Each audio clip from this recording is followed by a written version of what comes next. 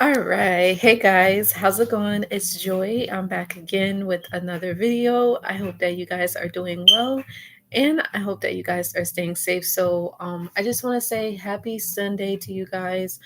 This video is not going to be too long because you guys know it is a Sunday, and I usually don't like to keep you guys too long because it's the weekend. I'm pretty sure you guys are probably relaxing, just hanging out and chilling.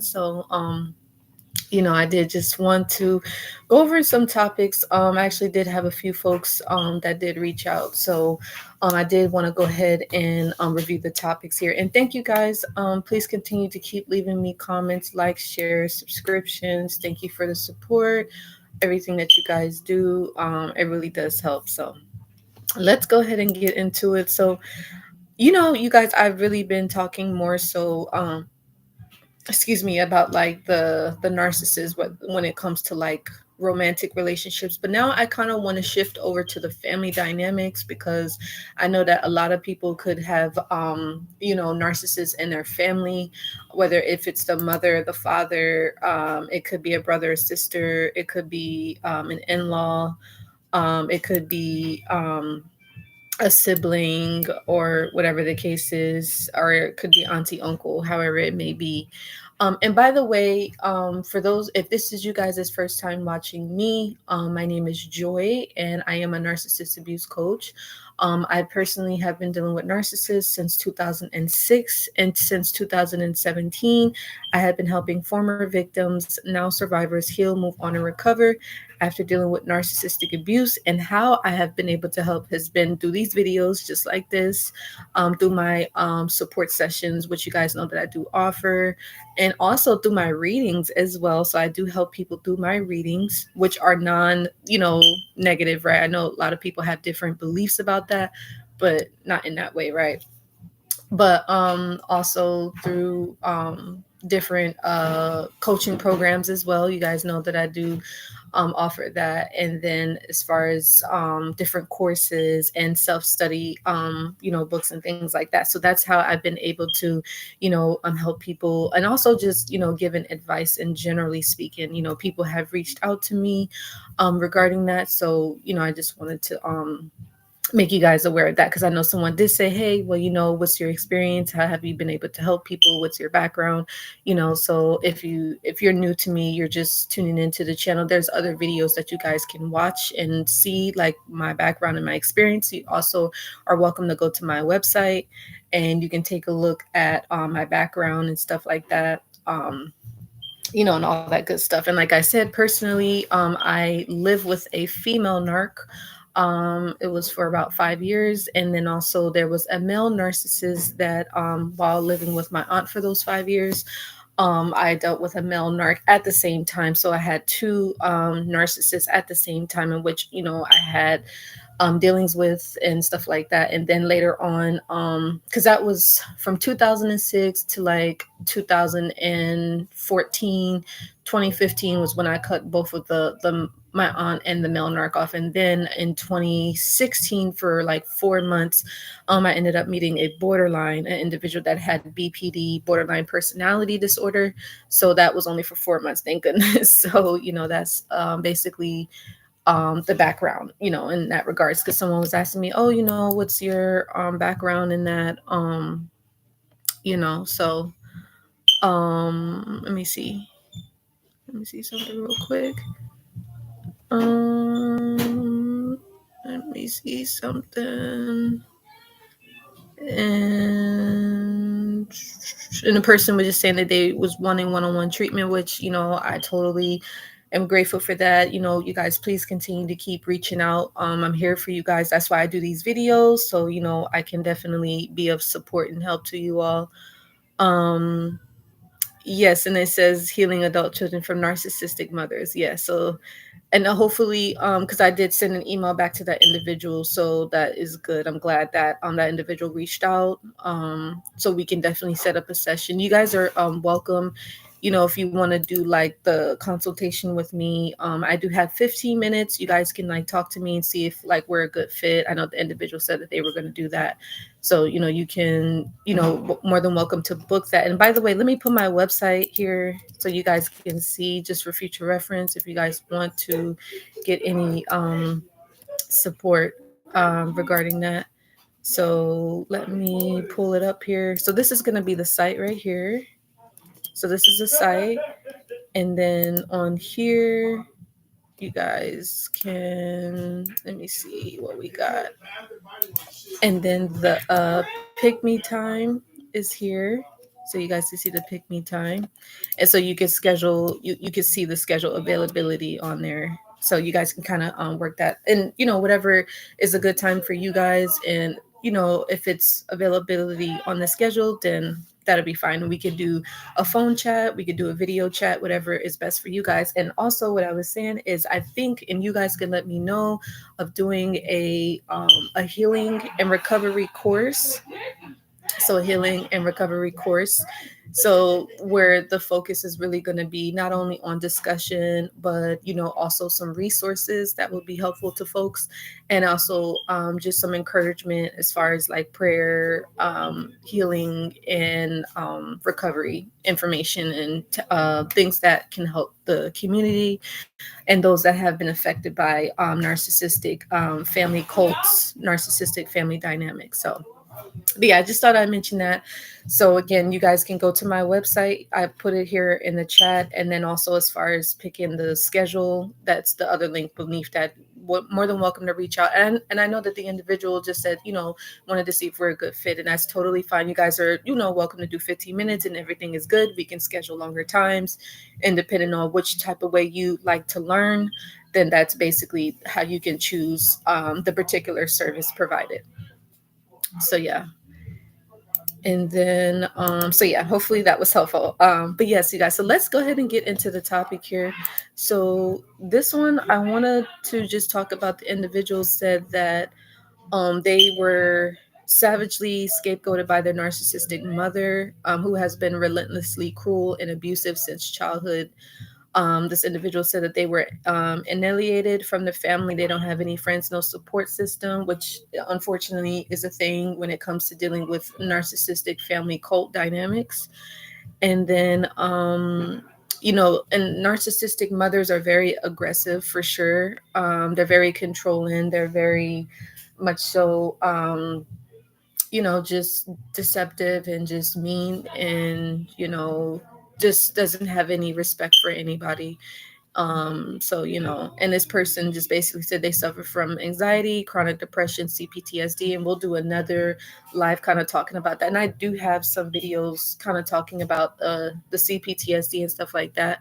So, that is something to keep in mind. And then the individual just says because of this, it's been difficult for them to, keep jobs and stuff like that, and trying to find careers and things like that. Sorry, you guys. I notice like whenever I do my videos, I touch my nose. So that is the thing. But this one, it looks like the individual did try to reach out to a therapist, and I did inform the individual. So if you're watching me, so the thing is that I'm not a therapist, right? So I am a narcissist abuse coach, but I also do mentor folks as well, and I do counsel, but mainly I'm a narcissist abuse coach. So I'm specified in dealing with people who have been abused and victimized by narcissistic abuse, right? And I do understand narcissists very well. I've been around them for years.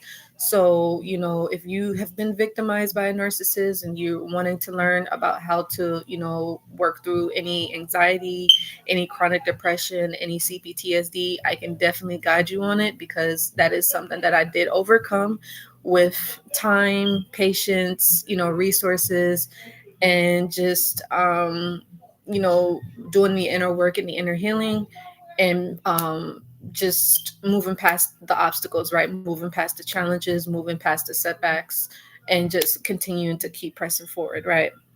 But it is good to have someone to help you through it, because trust me, like if I could go back and if I had someone like myself, and I was watching videos like this, I'd be like, okay, yeah, let me reach out, because It's better to have someone like by your side to assist you versus trying to go at it alone, because when you go at it alone, of course you're going to make mistakes, and even if you do have someone to talk to, you're going to still make mistakes. But it's good to have that encouragement, it's good to have that motivation, and basically like an accountability partner, and also an empathetic partner too, because you're going to have your ups and you're going to have your good and your bad days, right? So it's good to be able to just to have someone during that period of time, right? And you guys know that I do have the support groups as well. So I think it's been growing. So if you guys are not already, make sure that you do join my free Facebook support group called the Healing and the Recovery Room. You guys are more than welcome. Definitely have a lot of folks posting in there. But yeah, and also let me know, and I'll talk about it later at the end of the video. But you guys can let me know what you think about that healing and recovery um, class workshop. I think that'd be really good, though. It'd be really nice for folks to have, because it's not a lot of that, especially in our community, So yeah. But this one, let's take a look here. And also too, just so you guys know that I don't make any of my my products and my services, too like crazy as far as price, because I understand, you know, yeah, I'm not trying to do the only thing we're just trying to do is help folks heal and recover. So we do make it affordable, right? And payment plans are available if need be, but it's not anything too drastic, right? So just keep that in mind. And we can always work something out. But anyway, the person just said that they're desperate for one-on-one treatment, and someone that has experience in dealing with healing adult children. So anyway, so yeah, let's just talk a little bit about being scapegoated by a narcissistic mother. That is not easy, because even though me living with my aunt for those 5 years, I wasn't, I mean, she was not my mom, but I was definitely scapegoated for sure. And my personal experience, like, I really didn't even know like what was going on. I didn't know like I was being scapegoated by an individual that was a narcissist. Like, I had no clue that that exists until after I had moved out and started living on my own away from my aunt. And I noticed how I knew something was different was because I could see how controlling she was, I could see how manipulative she was, and I could see how sarcastic she was, when it came to, me making decisions for my life and me wanting to kind of establish myself, which is a normal thing. Like, of course, like, yeah, you may live with your parents or you may have roommates and stuff like that. But then eventually it's like, okay, you go off and you start your own life and you have your own family and do your own thing. And it would be nice to have the support of people that's closest to you and like your loved ones, family and friends. But sometimes that doesn't happen for a lot of people, and sometimes that could be hurtful, right? It could be devastating to have that experience, because you would probably would, if that was on the flip side, you would be probably supportive and loving and caring to that individual. Or if it's your child or something, like, you would be like, yeah, you would encourage your son or your daughter, right? But when you're on the opposite side and you find out that that's not happening for you, sometimes it can be hurtful and it can be hard to understand, right? And you may feel like, because basically, we're going to talk about what a scapegoat is, right? So let's kind of review it here and then see what does it mean to be a scapegoat. Let's see, for those of you that are new, because like I said, I know I have some folks that have been watching me for years, and then I know that I do have some people that are just new to it, and that's fine. So let's see. All right. Yeah, so scapegoat meaning. What is a scapegoat? Sorry about that. My nose is always like, yeah, it wasn't itching until I got on a video. All right, so scapegoat, it says a person who is blamed for wrongdoings, mistakes, or faults of others, especially for reasons of expendency. Okay, so, and then it's a goat sent by the wilderness after the Jewish chief priest had symbolically laid the sins of the people upon it. Um, yeah, so basically, a scapegoat, what does it mean to scapegoat someone? Someone who is blamed or punished for other faults or actions. When things don't go well, people always look for a scapegoat, right? Yeah, it says another way you can identify scapegoats as a person who is blamed for something that someone else has done. The captain made a scapegoat for the team's failure. So basically, a scapegoat is a person that's blamed for everything. Anything negative, that person is going to be blamed. So if you are a scapegoat in a family dynamic, especially a narcissistic family cult, whatever that goes wrong in that cult, you're going to be blamed for it, which is never fair, right? It's not something that you deserve, and it's not even something that you should have to go through. But um, you're probably different from the other members in the family cult, so they have to have a reason to punish you, or have to maybe have a reason to make you feel bad or whatever. So that's something that may occur, unfortunately. So yeah, an example of a scapegoat. It says scapegoating may be conducted by individuals against individuals. It says he did it, not me. Individuals against groups. It says I couldn't see anything because of all the tall people. Groups against individuals. He's the reason for our team didn't win, and groups against groups. So yeah, and it says the family scapegoat is the person who ends up getting criticized, blamed, and shamed for everything that goes wrong within the family. Yeah, literally, like I just mentioned. So that's something to keep in mind. Now, this is interesting. Honestly, you guys know how like I'm always reading to you all like about, different topics. Honestly, this is some stuff that I am learning too. So, it's always good to keep learning. And make sure you guys give this video a like if you enjoy it. Yeah, so yep. So yeah, it says scapegoating refers to blaming a person or a group for something bad that has happened, or that someone else has done. It says it can happen to protect the image of the family or those favored in the family, not just the self. So that can occur. Um so yeah, this is really interesting. So now that we understand like what a scapegoat is, so this individual just basically said that they were scapegoat by their narcissistic mother, and that they were also annihilated by from the family and had no friends or support. And so yeah, no, I definitely get that. I think like how I was able to overcome being a scapegoat is I really started to practice self-compassion for myself, and I had to understand and accept like what I had went through, and understand that I was a victim of it. Excuse me, you guys, my nose, I don't know what is going on. So but no, I just had to understand like what my aunt was, and understand that I was different from the other members of my, like, living with my aunt and stuff. And I had to, not take it personal. I had to not take stuff like that personal, and I had to begin to do my inner work, right? So you guys know I'm always talking about the inner work. So that's like reading books, and focusing on prayer, right? Building up my relationship with God, and just really focusing on oh, excuse me, you guys. Sorry about that. I don't know what is going on with my nose. Sorry. I might have to edit that out.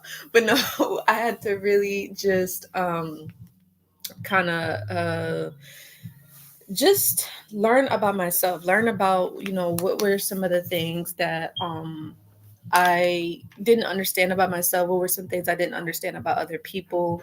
And I really had to begin to focus on that, to be honest with you.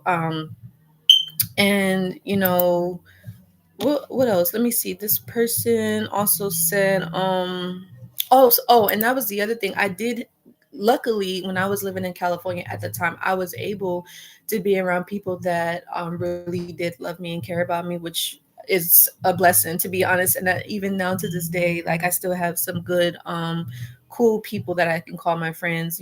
They were with me during that time when I was dealing with the abuse. They did show me like a lot of love, a lot of support, and they like reassured me like, hey, it's not your fault. you know um you're just living your life, and sometimes when people are miserable, they may like to take their misery out on you, or maybe they could feel like you got a little bit more potential, and they feel like maybe they live their life, so now maybe they feel like they're going to try to live their life through you and stuff like that. And so you do have a lot of that going on. One second, you guys.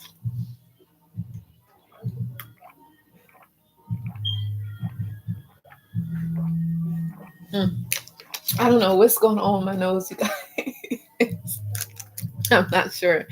But nonetheless though, but yeah, like some other stuff though, like just understanding being a scapegoat is that, like I had realized too, like sometimes that's just how certain family dynamics are. Like I had to realize, like, a lot of the being a scapegoat stems from, like I said, you just being different, you stand out, you don't act like the family members. So of course, like maybe you might be outcast, or you may feel annihilated because maybe you don't get along with the family members, or you don't talk about the same stuff, or you don't behave the same way, or you don't do certain activities like the other family members, right?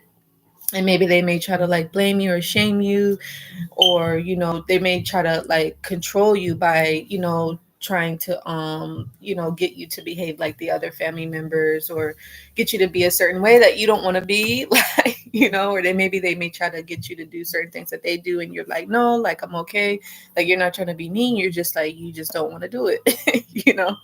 So that is the thing. And then another thing too though, like I just realized, like I feel like being a scapegoat is just like, you have to take the fall for a lot of the stuff in the family dynamic, and just realize, like, you're not responsible for anyone's happiness, right? You're not responsible to do things for people that you don't want to do, right? You're only in control and responsible for your own happiness, right? You can't make anyone happy except for you yourself, and so sometimes individuals may try to make you responsible for their happiness, they may try to make you responsible for their own lives or for their own problems and their own concerns, and it's like, you really have to put distance, right? And I think another thing that helped me to overcome being a scapegoat was putting up boundaries for myself, and learn how to assert myself, and learning how to be okay with being different, and being okay with being misunderstood, just like how we did what I talked about in the actually all three of my books, to be honest. But reclaim your life back, your pain will make you successful, and then also I feel misunderstood. Make sure if you have not, get all three copies of those books, but it definitely kind of talks about being a scapegoat, to be honest. And being a scapegoat is not easy, right? It's like the individual says, sometimes you could feel anxiety, you could feel depression, you can feel CPTSD, you could feel isolated, you could feel lonely, you could feel like you have no support, which you probably don't have any support, right?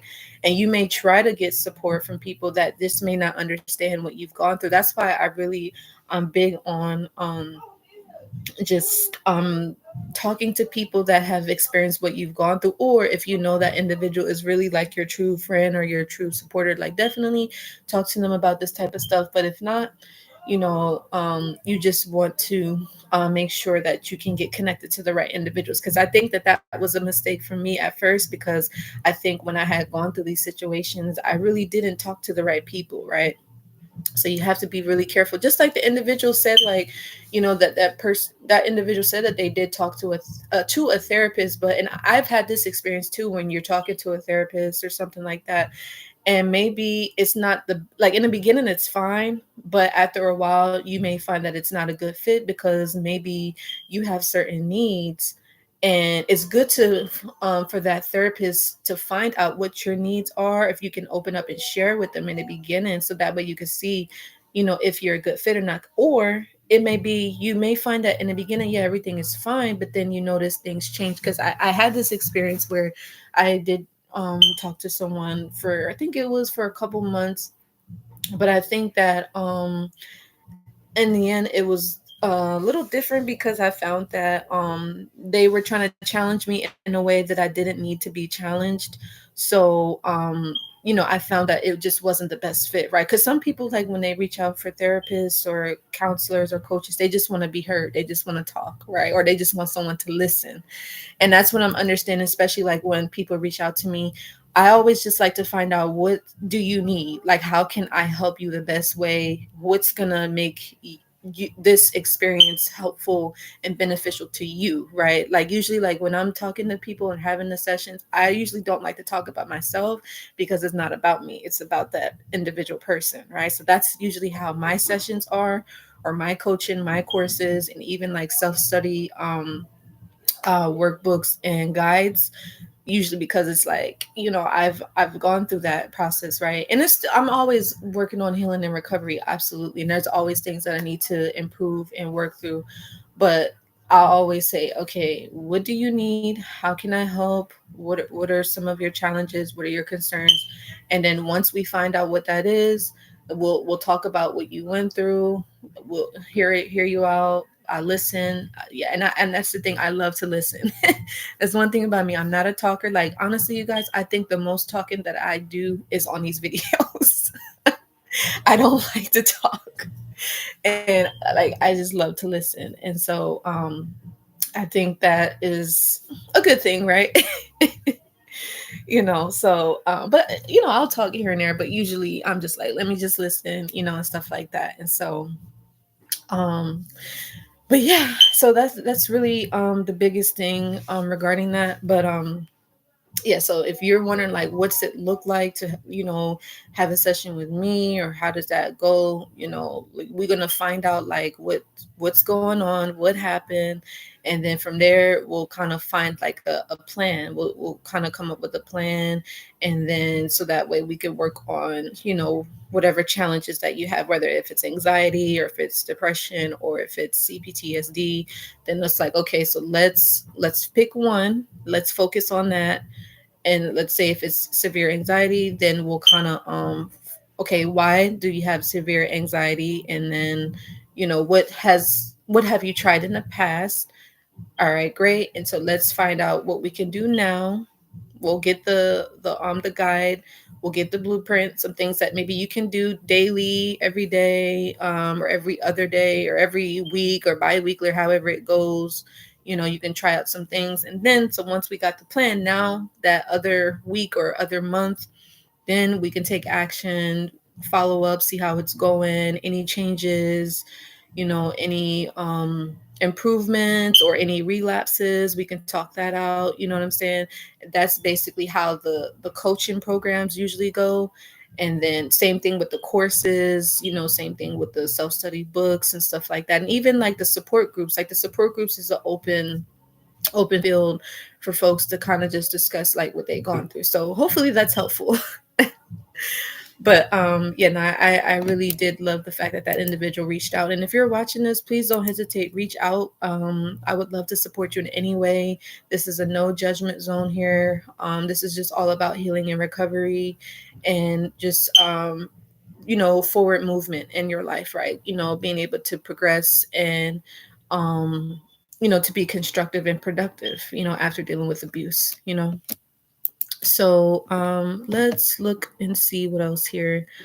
And we'll kind of talk a little bit more about it. Yeah, the individual said that therapist did, not only did they invalidate them, but they gaslit them as well. So that, that's never a good thing either. That's why I said I don't classify myself as a therapist. I'm not. So again, I'm not a therapist. And even like if you want to get a session with me, you don't even have to have insurance. That's another thing. Even though I have like a private practice, you don't have to have insurance or anything like that. Now, if you do have insurance, that's fine. I mean, I will acknowledge it and recognize it, but because of, just me being a narcissist abuse coach and a mentor, you don't have to have insurance for that. But like I said, if you have it, we can acknowledge it, and we can provide the discounts and the promotions that you may have when it comes to having that insurance. But it's not required, it's not needed at all. So just noting that, okay?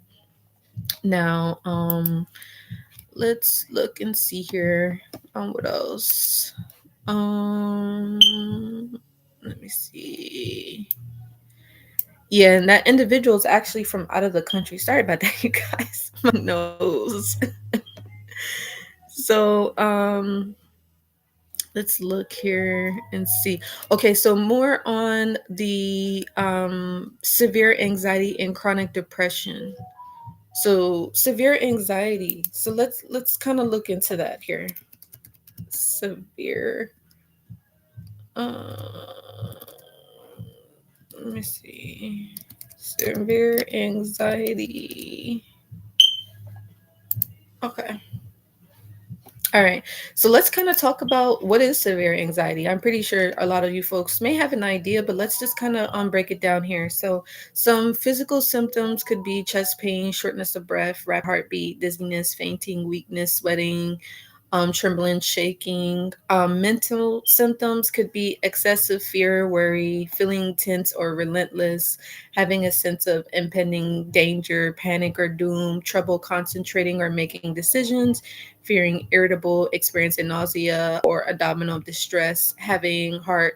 Um, it says palpitations and then trouble sleeping. So some folks could be dealing with that after dealing with abuse with the narcissist. So that's something to keep in mind. Now behavioral symptoms, it says avoiding situations that make you anxious, having the urge to avoid things that may trigger anxiety. So yeah, that's a common thing, and honestly that was something that I did experience after dealing with the abuse for sure.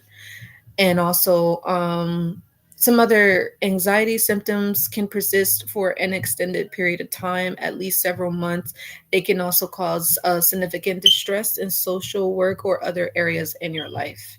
So that's something to keep in mind. Now, other types of anxiety disorders include, it says generalized anxiety disorder. This one, hold on one second. Okay. Yeah, it says involves excessive worry about broad range of everyday situations. Panic disorder involves experiencing several symptoms in combination during attack. And then post traumatic stress disorder, an extreme anxiety disorder that can occur after traumatic event. Symptoms include flashbacks, nightmares, hypervigilance, and avoiding situations that remind you of an event. And then it says anxiety that can be caused. Here's what I found on the web. Oh, wait. Oh, okay. My phone went off. Okay, yeah. So it says anxiety can be caused by a number of factors, including genetics, shyness in childhood, or low self esteem. So yeah, and then also again, it just says sleep disturbances, dizziness, restlessness, sweating, muscle tension, irritability, shortness. Yeah, basically what I just mentioned right now. So indigestion. So maybe you could have a hard time sleeping, or digesting your food, or something like that. Yes, sense of choking. It says a fear of dying. So this stuff is like really serious, you guys. So I just want you to just be mindful of that, because I know when folks are like, oh, I hear this stuff about, thank you for the like. No, I know folks are, been hearing that term, narcissistic abuse, and they're like, oh, everybody's talking about it, it's the new trend, but this is like a real serious life situation, so definitely want you guys to take this very seriously. You know what I mean? So let me see here. um let's look. So yeah, severe anxiety. So those are some of the symptoms that I read to you guys. So as far as, okay, let's kind of break it down as far as definition. So severe anxiety is characteristic by frequent and persistent symptoms that interfere with daily life. So again, basically just said, so panic attacks, excessive worry, avoidance, physical symptoms, and stuff like that. So, and they're actually saying some ways that you can help. This is just like with the individual that reached out to me, is that they did have a talk therapy. So, whether if you want to reach out to a therapist, a counselor or coach, that'd be great, or a narcissist abuse coach, whatever is preferred. Not, to be honest, if you have specifically dealt with a person that had NPD, it would be best to reach out to somebody that has experience dealing with narcissistic abuse, because again, they're going to be better able to understand and validate you, and not, you may feel gaslit, or you may feel like they're judging you. So just, it's best to reach out to somebody that's been through what you've gone through, you know what I mean? Or even if you just want some advice or some guidance or whatever, is same thing, but yeah, it says here, anxiety disorders can be treated by talk therapy, prescription medication, self-help strategies, regular exercise, relaxation techniques like deep breathing, meditation, getting enough sleep, eating healthy, limiting caffeine, finding social support, and talking to a friend, family member, health profession, or counselor. So those are all really good. To do in the meantime. Like I said, don't be afraid to reach out to help. It doesn't make you weak or anything. It just shows that you want some support and it's needed, and you're recognizing like, hey, I want to work on myself, I want to better myself. So that definitely shows a lot of strength. So that's always something to keep in mind. Let's look here and see what else. And we'll kind of dive deep on that, because I do understand that is a thing. Like I said, if a person is experiencing abuse, everybody handles abuse differently, right? Everybody handles pain differently. Everyone handles oppression differently, or mistreatment differently, and all that stuff. So you have to be able to know like yourself, and know like how much you can take, and understand like, okay, let me go ahead and I know that I've been tampered with, or something has happened to me, so let me try to like make myself better. You know what I'm saying? It's all about taking care of yourself at the end of the day, right? So you have to understand what your limits are, and when it's just like, okay, hey, let me get some support. So don't be afraid to do that. Let's look here. What else? Okay, so chronic depression, and I feel like I've touched on this before, to be honest. But like I said, I'll do another video. Most definitely. Let me take a look here. So chronic depression meaning, and I'll link some videos below. So we can definitely talk more on it, because it is a Sunday. I don't want to keep y'all too long. So, so chronic depression is a type of depression that lasts for at least 2 years. So yeah, when you're dealing, if you've been scapegoated by a narcissistic family cult, you will probably have, not only like with the individual reached out, the anxiety, and for sure the chronic depression, because especially like if you grew up in that dynamic, that's all you know. And when you try to go out and be normal and be you know socializing, and being out there in the world, it may be difficult because of like what you experience. You know what I mean? So it's always good to just learn about what you've endured and what you had to deal with, so that way you can learn from it and learn how to manage the symptoms. Because for sometimes, yeah, you're gonna have certain symptoms because you may have a certain type of mental health challenge, right? Or mental health, not really a disorder, but it's just something that you could have developed due to the abuse, right? It's a normal reaction, right? A normal thing that you probably developed, right? So yeah, and then so yeah, chronic depression symptoms, right? So it says a depressed mood that lasts most of the days, low energy, fatigue, poor appetite, overeating, insomnia or hyperinsomnia, low self-esteem, poor concentration or difficulties making decisions, feeling hopeless. So excuse me, you guys, that's could be a thing, right? So it says chronic depression is less severe than most depressive disorders, but is ongoing. Symptoms can't be absent for more than 2 consecutive months to meet the criteria for PDD. Treatment can improve the duration and intensity of symptoms. And some people, the symptoms go away completely. Without treatment, the illness is more likely to persist.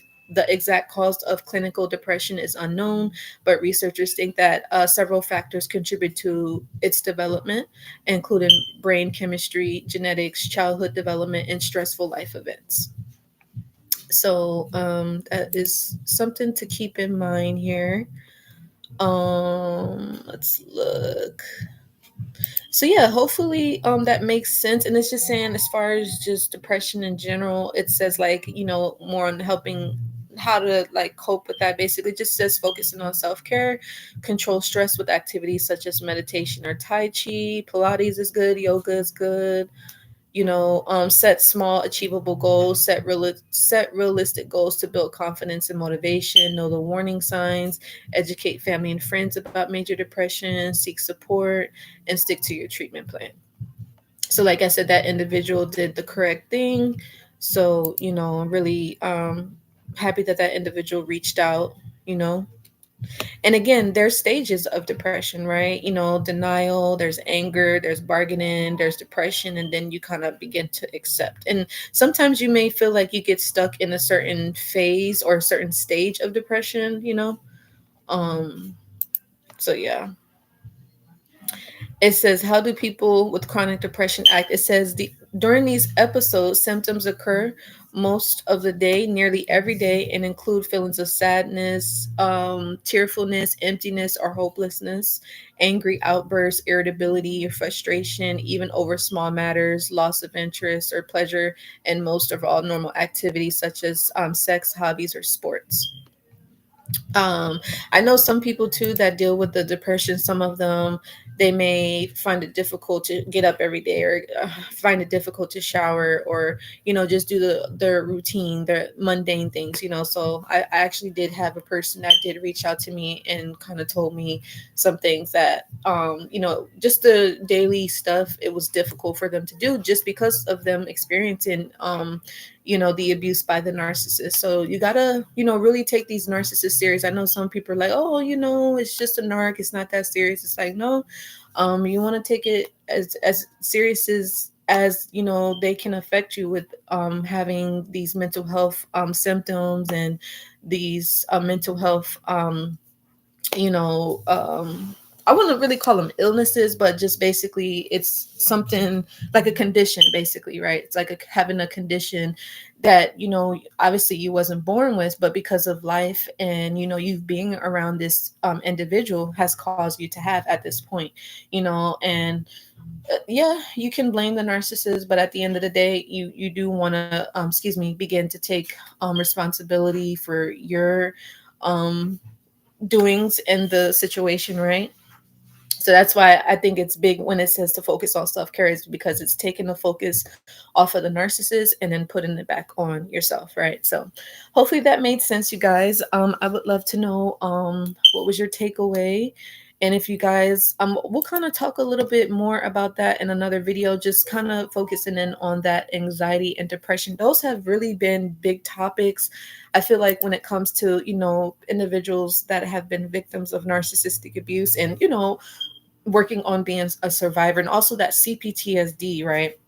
Maybe we can make the recovery, the healing and the recovery coaching workshop about, overcoming anxiety, depression, and CPTSD. Does that sound good to you guys? You guys have to let me know, and make sure that you do respond to the community tab posts, because that helps me, lets me know like what's going to be helpful for you guys, and how I can best support you all, because everybody has their own, I guess, quote unquote symptoms. Everybody has their own like triggers and their insecurities that they want to work on. Because one person may be like, hey, I have depression, and another person's like, well, no, I feel more of the anxiety. Or somebody may say, oh, well, I feel more lonely. Or somebody may say, oh, I feel more um just anger or something, or like sadness, right? So it's, everyone's is different, right? So we can just really kind of talk a little bit about that in some more videos. But hopefully this was helpful. Like I said, don't be afraid to reach out. I'm here for you guys. I just really, like I said, I know I keep saying it, but I just want to best support you all the best way that I can. And even myself, you guys, you gotta just not be afraid to speak up and speak out, especially if you've been through narcissistic abuse or any other type of abuse. So anyway, I hope that this was helpful. Make sure that you guys do give this video a like, share, and subscribe. And I would love to know what was you guys' biggest takeaway, what you learned. And feel free to share you guys' experience. And like I said, if you want to reach out to me for any guidance, you guys can visit my website. You can go to livenarcfree.com. Or like I said, I did link it in the chat, so you guys are welcome to join in too. If you guys feel that this video was helpful and valuable, you guys are welcome to leave a donation. You can do so at Cashapp, which would be $Coach Joy 510. Or you guys can leave it via PayPal, which would be at livenarcfree9@gmail.com. So that way, if you guys would like to leave any donations, that would be greatly appreciated. And I do thank you in advance. And I'll leave the link here. Give me 1 second. Coach Joy Biden. So that one is for the Cash App. And then if you guys want to do it via PayPal, here's the link here as well. And thank you to those of you that have left donations. I really do appreciate it very much so. And but yeah, that's basically everything. I'll see you guys. Happy Sunday. Hopefully you guys are having your new year start off on a good note. And yeah, until the next time, I'll see you guys in the next video. Take care. Bye.